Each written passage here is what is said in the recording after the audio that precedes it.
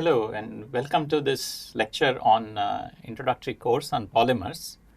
We are into week 1 and the questions we are trying to address are what is a polymer and how do we describe these polymers and what are their unique features. So in this second lecture we will learn some basic nomenclature related to polymers and what is their chemical structure. We will look at many of the lectures in this in 4 broad modules, and this is associated with the concepts module of the course. What we will do in this lecture is first look at a little bit more about the modules that we will follow in this course, and then look at molecular structure and how do we describe these polymers.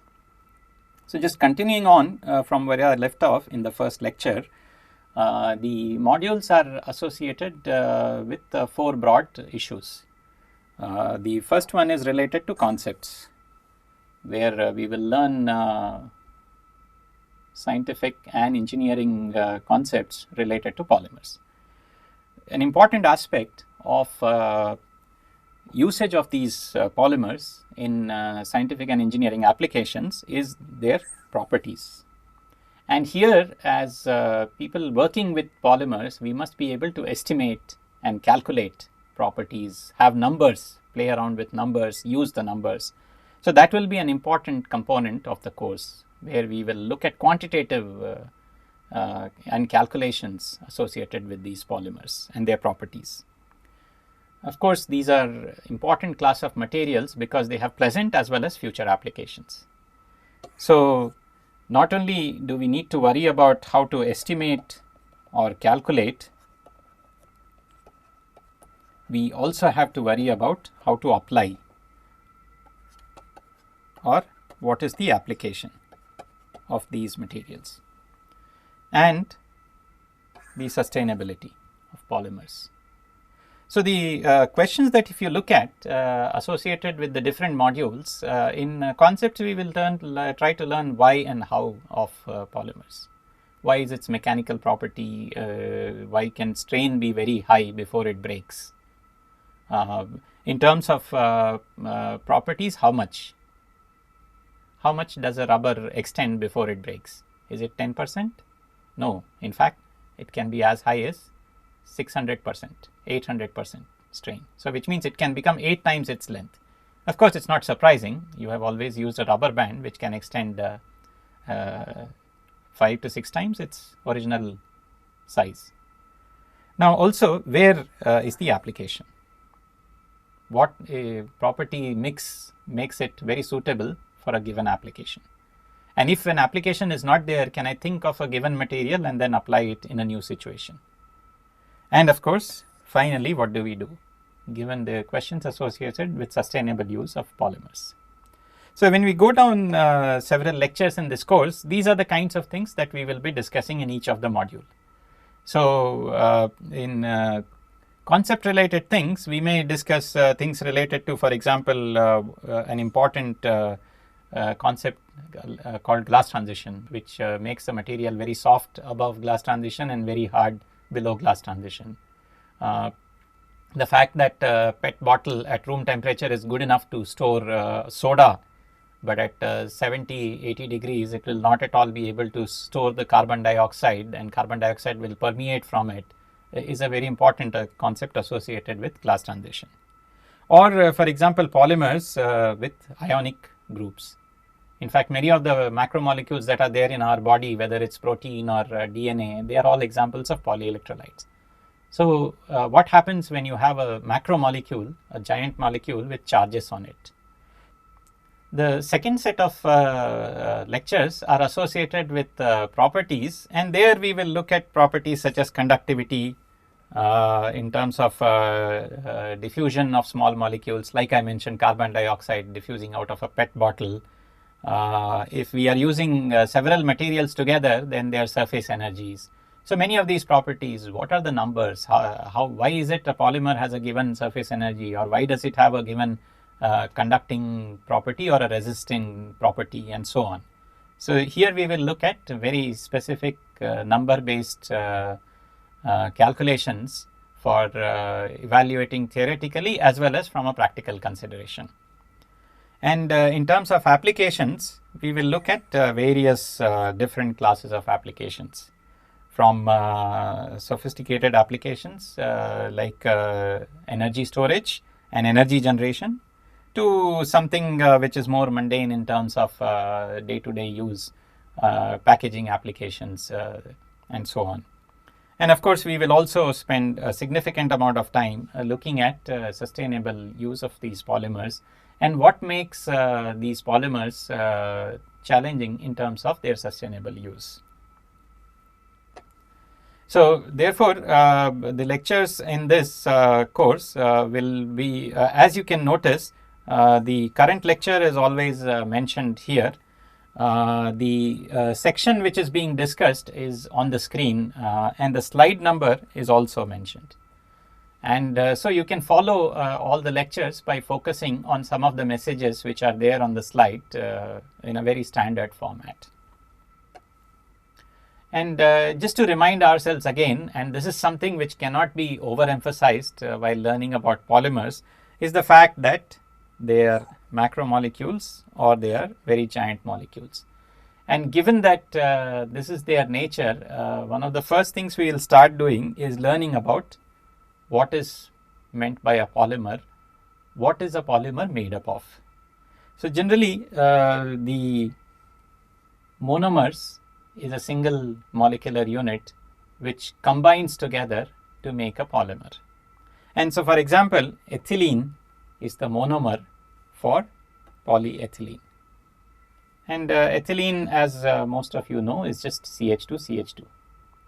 So polymer polyethylene would be written as CH2CH2, repeating itself several times. So this is one nomenclature which we will have to get used to, where we say what is a polymer? This is polyethylene, because CH2CH2 is repeated capital N times. And so this is a chain of polymer. This is a macromolecule in which ethylene units have reacted with each other, and capital N of ethylene units have reacted. Another example of a molecule is PVDF. This is a very important polymer for making strain gauge. That's why I have referred to it as an electroactive polymer. Just search what is meant by electroactive polymer. In fact, it's a very important class of materials which is being researched as well as applied in the last 2 decades or so. So in this case, if you look at the monomer, it's very similar to ethylene, except that instead of C and hydrogens, you now have C and fluorine. Repeat it. And of course, you can clearly now notice that from ethylene to PVDF, there is some similarity, but there are important differences. And the reason PVDF is an electroactive polymer is because of this CF bond which is there. And this is very polar, and all the electroactive properties associated with this polymer are related to this CF. And clearly that's absent in case of polyethylene, where it's only carbon and hydrogen bonds. Another example of a repeating unit for a polymer is PET, which I have already mentioned. It's a PET bottle that we are very familiar with. This looks somewhat different compared to the polymers that I described already. In case of ethylene, we had the ethylene unit and the polymer looked very similar. So monomer and repeating unit looked very similar. In this case, in fact, monomers have been combined, 2 monomers, and to form this ester bond. So polyethylene terephthalate is a polyester. This you would have heard. In fact, a lot of our clothing, if it's not cotton, we call it polycot, is mainly polyester and cotton, or just polyester. And again, so polyester, not PET, but family of polyester wherever this ester bond is there, because you can change many of these chemicals. In this case, this is CH2CH2. You can have different units. In this case, there is a benzyl ring that can also be different. So you can get variety of polyesters.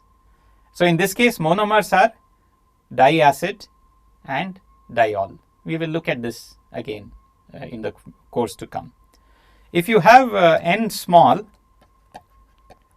then we call it oligomer. You can look at various words wherever oligo is the prefix to it. It means a smaller number. If you look at the natural macromolecules within us, what we notice is really diverse nature of these macromolecules. It's mind-boggling, in fact. Because if you look at how the repeating units and monomers of either of these proteins, polysaccharides, or molecules, nucleotides which make up as polynucleotides as DNA, RNA. This many of you must be familiar with. It's there in our hair. Keratin, it's a protein. You can look at what are the monomers that make up keratin, and you'll be surprised to see how diverse range. Hemoglobin, all of us are familiar with. You can look up also glycogen and chitin. These are two examples of polysaccharides. And what you will notice is, unlike a simple case where I talked about polyethylene being made up of ethylene, in this case the monomers and repeating units are actually complex. So you have quite often multiple monomers, and therefore the sequencing of monomers is very important. So question you can ask yourself is, why does nature have such diversity? Why is sequencing of monomers so crucial? And if you remember, many of the biochemical reactions which are going on, which are underlying feature of life, they are very specific. Each of these reactions is in response to a specific condition, and this is something can be achieved if you have this diversity. And so something related to macromolecules in nature is very different compared to macromolecules of synthetic polymers that we talk about. Let's continue looking at this nomenclature. Monomer, as we say, is building unit of a polymer, and once the polymer is built, there is something which keeps on getting repeated, and in case of polyethylene, the monomer and the repeating unit are same. And in these type of polymers, there's an active center. So ethylene, which cannot really react with itself, will have to be activated. So monomers become active centers due to initiation. So when we add an initiator, which can be a free radical or it can be an ion, once this is added, then monomer becomes activated, and then this activated monomer can start combining with other monomers. But in such a set of polymers, the monomers and repeating units are identical. But in other cases, like we saw for PET or other polyesters, for example, polyester is formed with a molecule which looks like a diol. Diol means two hydroxyl groups.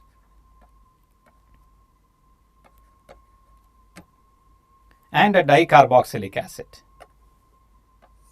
which implies a molecule which has some group and then carboxylic acid, but two of them. And so these are called functional groups.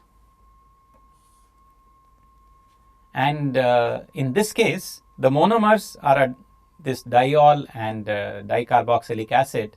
When they react, you have a polyester bond formation, and the repeating unit, because the reaction happens and water gets eliminated in this case, the repeating unit looks different compared to the monomer itself.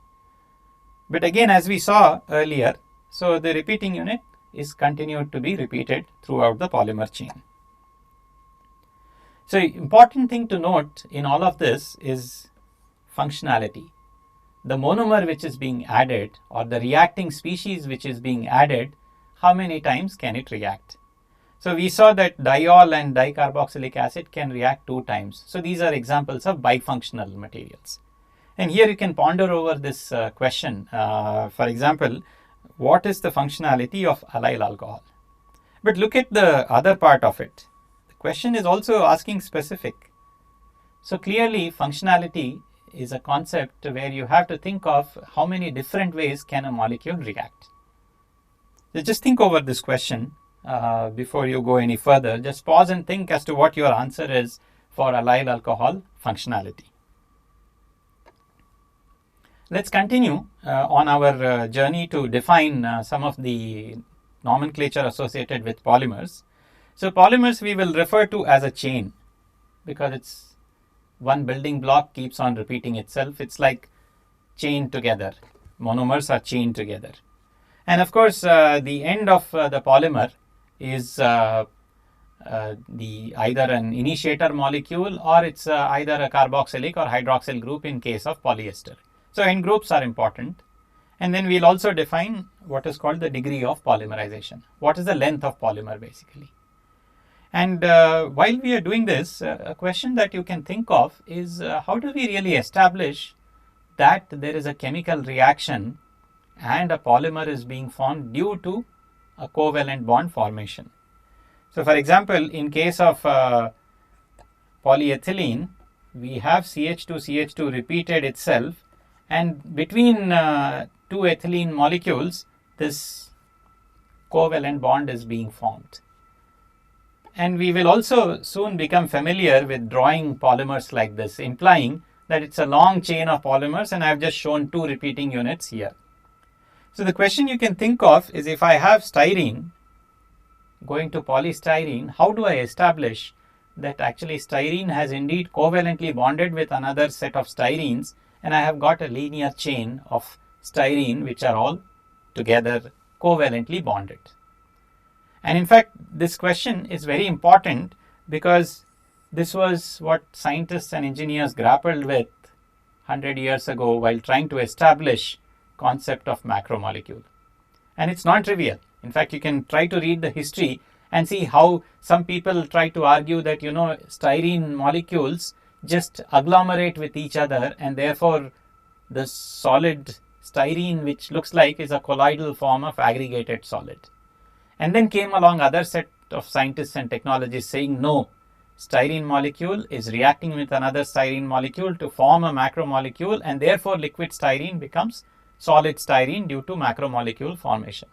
And it's a very exciting story as to how people went back and forth and established the macromolecular nature of these polymeric systems.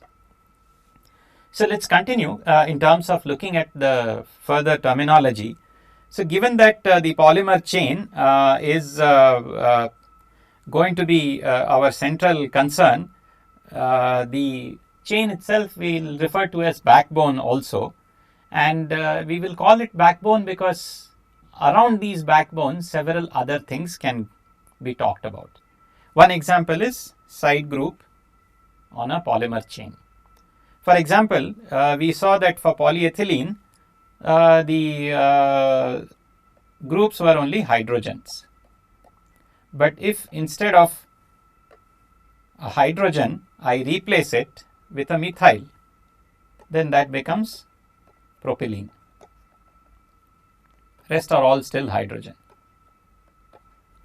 So then this is polypropylene I can make out of propylene. So you can see that there are several different possibilities with very similar double bond associated molecules. Let me just draw this to indicate that this is a polymer part of a repeating chain, because the monomer itself will have double bond. Because the chain is formed, now the double bond is not there and there is single bond in a polymer chain. So if instead of methyl, if I have carboxylic acid, then I get polyacrylic acid, which is an example of an ionic polymer or a polyelectrolyte, because we have an acidic group which is there reacted on the backbone of the polymer chain itself. And As I mentioned earlier, the question is what could be at the end of the chain. So end of the chain could be an initiator, it could be a functional group, and so many times to measure molecular weights using chemical means, these end groups are very useful because we can count the number of end groups and then we can see, we can find out how many macromolecules are there in the system. One of the important things related to macromolecules is its degree of polymerization, or how many repeating units are there in a polymer. And we will denote in this course using capital N, and it's also called the degree of polymerization. So molecular weight of a macromolecule is basically the molecular weight of repeating units times this N. And in this course, we will refer to this molecular weight according to the current scientific terminology as molar mass. But in industries or in many common parlance, you will use molecular weight also.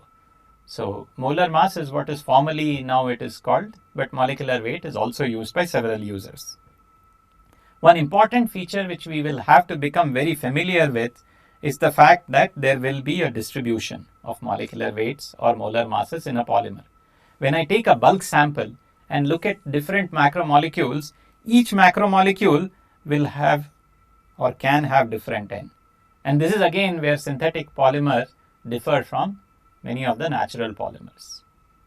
And so because if you look at a protein, its molecular weight is fixed. And if I take a bulk sample of protein solution, all the proteins will have same molecular weights. Protein molecules will have the same molecular weight. But in case of polyethylene, when I make, each macromolecule of polyethylene may have a different molecular weight. And so, of course, some of this we will learn as to why there is a distribution of molecular weights by looking at polymerization techniques and the statistics of polymer formation in case of polymerizations. One important structural feature which these macromolecules have is what's called molecular architecture. If we just have a single room, then it's just going to be a square block, cubical block. But if we have a building, then we can talk of architecture. How are rooms arranged? What is the accessibility from one room to the other? How is the utilities available from one room to the other? And that's the architecture. What is the appearance of? And so same way in polymer, monomers are the building blocks through which a polymer chain is made. Now, what is the architecture for this particular macromolecule? So one important architectural variety is in terms of branching.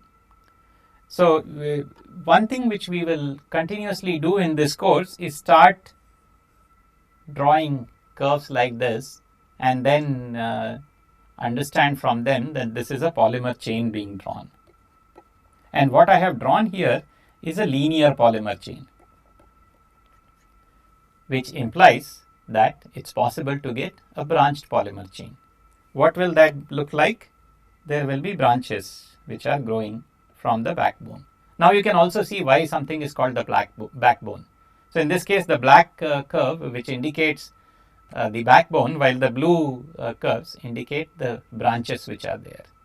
And of course, if you zoom in to any one small segment, you might see, so for example, if this is a polyethylene chain, then somewhere very up close, you will be able to see all the molecular details. And similarly, if even the branches are polyethylene, then if you zoom in, you will see that again the same repeating unit. So branching in polyethylene is one of the most important structural features.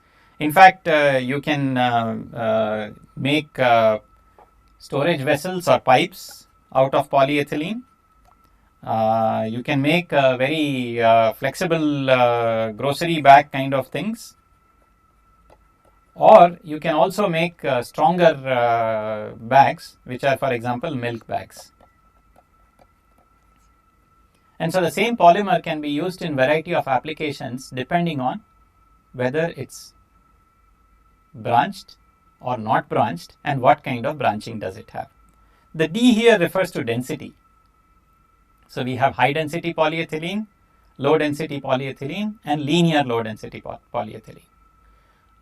If you look at HDPE itself, it will look something like this, which is a linear polymer with maybe some small branches on it.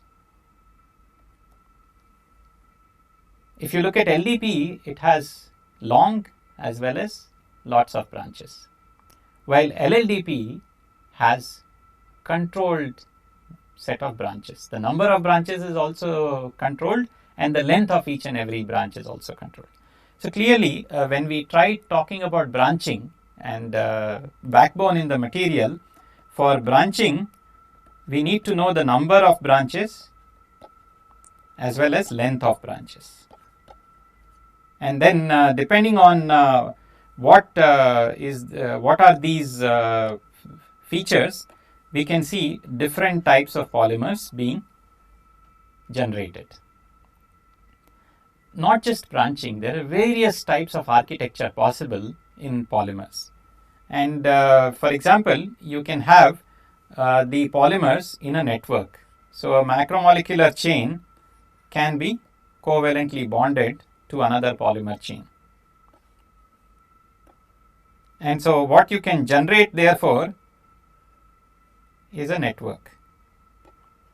In fact, rubber looks like this. It's a cross-linked network of macromolecules. And in fact, its elastic properties, the fact that we can stretch a rubber band and we leave it, it comes back, is because of this cross-linked network. So network is an important aspect. The other keyword that I used is cross-link. So whenever we say something is cross-linked, it implies that a network is formed. Cross-link is nothing but wherever the molecules, macromolecules, are joined together. We can also have hyper-branched polymer, which means the number of branches is just too much. In fact, I leave this as an exercise to you to just search on the internet. If you search saying hyper-branched polymer, or if you look for LLDPE, you will clearly see how the molecular architecture is very different compared to a linear macromolecule or HDPE, let's say. And other aspect, we can have very different comb, for example. And can you guess as to how a comb macromolecule may look? And you should be able to guess that, because as the name suggests, there may be a backbone, and then on this backbone there will be branches, but arranged in such a nice manner that it looks like a comb. Now I have drawn them in two different colors to indicate that they could be two different monomers. The black ones could be one set of monomers, the blue ones could be another set of monomers, or they could also be both same monomers. You can also have star. Again, what does star mean?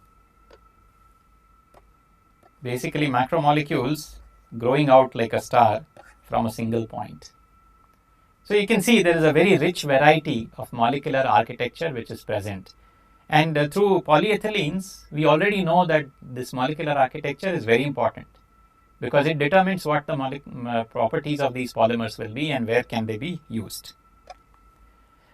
And other feature, given that we have such long macromolecules, that we need to remember is many times the overall macromolecule may not be able to move, or its properties as a whole macromolecule may not be important.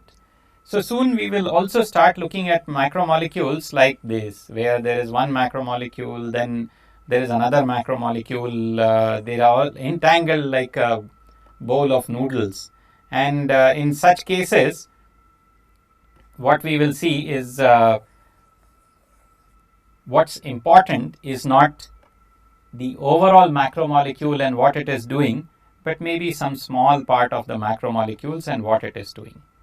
And an important, therefore, phrase which we should remember is what's called a segment of a polymer. Basically, it's a small unit of macromolecule which can move.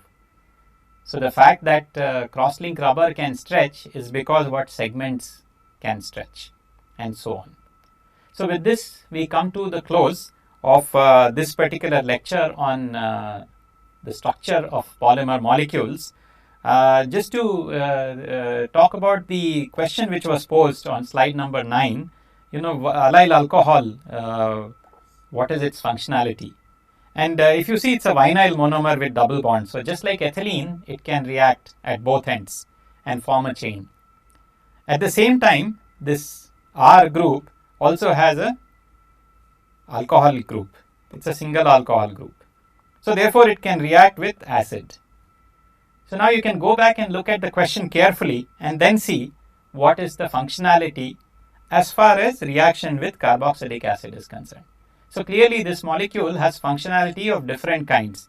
If you think of this double bond reacting, there is a functionality. If you think of this R reacting, then there is functionality. And so that's a trick question in trying to ask as to what is the functionality of allyl alcohol. The question that you should be asking is, tell me with respect to what? And so the second part of the question was with respect to reaction with carboxylic acid. And so the answer you can find out. So thank you, and we'll meet again in the third lecture of this series. Thank you.